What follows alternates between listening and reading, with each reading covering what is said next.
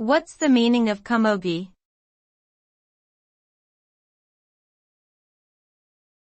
Camogie.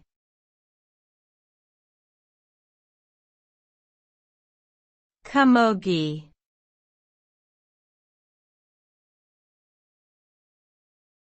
Camogie.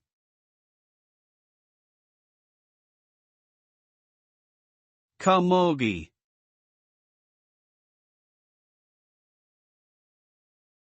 Camogie is a female sport that originated in Ireland.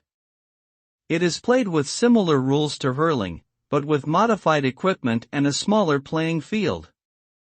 The game involves two teams of 15 players each, who use sticks called hullies to hit a small ball called a slitter into the opponent's goal.